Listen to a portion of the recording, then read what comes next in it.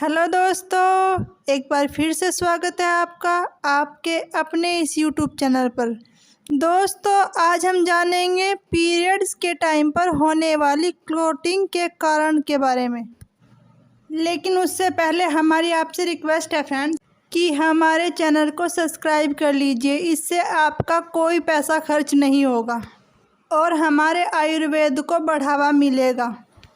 साथ ही आयुर्वेद की जानकारी की जिसको सच में आवश्यकता है, आपकी सहायता से यह जानकारी हम उन तक भी पहुंचा सकेंगे। फ्रेंड्स, आप सपोर्ट करेंगे तो हम आगे भी वीडियो बना सकेंगे। चलिए शुरू करते हैं आज का ये वीडियो। दोस्तों, गर्भाशय की दीवार पर पीरियड्स के बाद ब्लड इकट्ठा होकर चिपकता रहता है ताकि अगर प्रेगनेंसी ठहरे तो बच्चे को वहाँ पूरा पोषण मिल सके। 1 महीना पूरा होने के बाद भी यदि प्रेगनेंसी ना ठहरे तो महिला के गर्भाशय से एंटीकोगुलेट नाम का एक हार्मोन रिलीज़ होता है, जिसके कारण गर्भाशय की दीवार पर चिपका हुआ ब्लड पतला होकर गर्भाशय से बाहर निकल जाता है। दोस्तों, आपने देखा होगा कि जब हमें चोट लगती है और खून निकलता है तो थोड़ी ही देर में वहाँ पर खून का थक्का जमने लगता है। दोस्तों, ये खून का थक्का इसलिए जमता है क्योंकि वहाँ पर कोगुलेट नाम का प्रोटीन पहुँच जाता है और खून को ज़्यादा बहने नहीं देता। अब दोस्तों, ये एंटीकोगुलेट नाम का हार्मोन यदि हमारे गर्भाशय के खून को पतला ना करे तो उसका गर्भाशय से बाहर निकलना बहुत मुश्किल हो जाएगा। अब कभी कभी होता क्या है कि हमारे गर्भाशय में एंटीकोगुलेट नाम का हार्मोन कम रिलीज़ होता है, जिसके कारण गर्भाशय में मौजूद खून के छोटे छोटे थक्के जम जाते हैं। इन्हीं थक्कों को क्लॉट के नाम से जानते हैं। दोस्तों, यदि इन थक्कों का साइज एक अंगूर के बराबर हो या फिर एक मूंगफली के बीज के बराबर हो तो ये नॉर्मल है, और यदि यह थक्के एक दिन में 7 से 8 बार निकल रहे हैं तो आपको चिंता करने की ज़रूरत नहीं है। लेकिन दोस्तों, यदि यह थक्के बड़े साइज में निकल रहे हैं और 7-8 बार से ज़्यादा निकल रहे हैं तो यह एक चिंता का विषय हो सकता है। अब कुछ लेडीज़ के मन में यह डाउट रहता है कि अगर उनको बड़ा साइज का थक्का निकला तो वह यह सोचने लगती हैं कि यह उसकी प्रेगनेंसी थी। तो दोस्तों, हम आपको बता दें कि खून से बनने वाला थक्का और प्रेगनेंसी में बनने वाला थक्का बिल्कुल ही अलग होता है। खून से बनने वाला थक्का या तो ब्राउन कलर का होगा या फिर रेड कलर का होगा, जबकि प्रेगनेंसी में बनने वाले थक्के के अंदर आपको वाइट कलर का कुछ पार्ट नज़र आएगा, जो इस बात का साइन होता है कि आपको प्रेगनेंसी थी और वह गिर गई है। अब दोस्तों, जानते हैं कि ज़्यादा खून के थक्के आने के क्या क्या कारण होते हैं।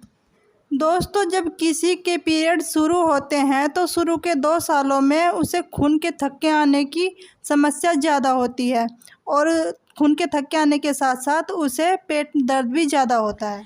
ऐसे ही जब पीरियड्स बंद होते हैं तो बाद के 2 साल भी महिलाओं के खून के थक्के निकलने की समस्या अक्सर देखने को मिलती है।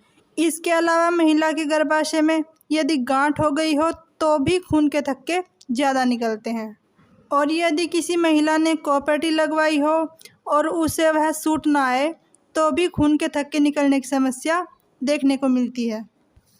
जब कोई महिला अबॉर्शन कराती है तो उसको हर पीरियड में खून के थक्के पहले से ज़्यादा निकलते हैं। ये लगभग 3 से 4 महीने तक होना नॉर्मल है।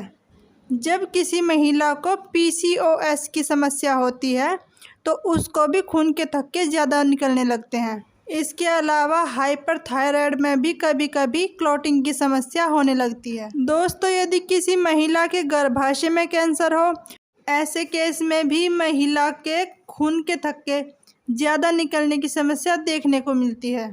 दोस्तों, वैसे तो खून के थक्के बनना ज़रूरी है, क्योंकि अगर खून के थक्के नहीं बनेंगे तो ब्लड का फ्लो बहुत तेज़ होगा। लेकिन यदि आपको ज़्यादा खून के थक्के पास हो रहे हैं तो आपको तुरंत अपने डॉक्टर को दिखाना चाहिए। अब ये कैसे पता करें कि कितनी ब्लीडिंग नॉर्मल है।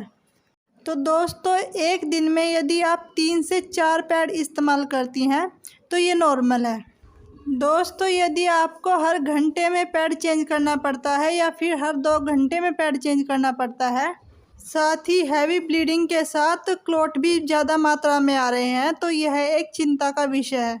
आप इसे बिल्कुल भी नज़रअंदाज ना करें और जाकर तुरंत अपने डॉक्टर से कंसल्ट करें, नहीं तो आपकी जान को भी खतरा हो सकता है। दोस्तों, जब शुरू में किसी लड़की को पीरियड्स आते हैं तो शुरू के कुछ साल उसे बहुत ज़्यादा दर्द होता है। इस दर्द की समस्या को ठीक करने के लिए हमारे आयुर्वेद में बहुत सारी दवाइयाँ हैं, काढ़े हैं और मार्केट में बहुत सारे आयुर्वेदिक सिरप भी मौजूद हैं, जैसे अशोकारिष्ट, हेमपुष्पा आदि कुछ दवाइयाँ हैं। दोस्तों, इन दवाओं के कोई साइड इफ़ेक्ट नहीं होते क्योंकि ये आयुर्वेदिक दवाइयाँ हैं। जिन बेटियों को दर्द की समस्या ज़्यादा होती है और उन्हें दर्द से निजात पाने के लिए दवाइयों का सहारा लेना होता है या फिर इंजेक्शन तक लेने होते हैं, ऐसी बेटियों को हम 3 सीसी अशोकारिष्ट की पिलाते हैं, जिससे उनका दर्द बहुत हद तक ठीक हो जाता है। वह पीरियड्स में भी अपने रोज़मर्रा के काम आराम से कर पाती है।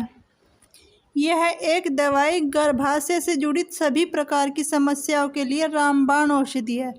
एक तरह से महिलाओं के लिए आयुर्वेद का वरदान है। ऐसी कई महिलाएं जिन्हें गर्भधारण नहीं हो पा रहा था, इस एक दवाई के लेने से उन्हें गर्भधारण हो गया। लेकिन इसे लेने की कुछ सावधानियां हैं। अगर आप जानकारी चाहते हैं तो आप कमेंट बॉक्स में कमेंट करके हमसे पूछ सकते हैं, हम आपके कमेंट का जवाब ज़रूर देंगे।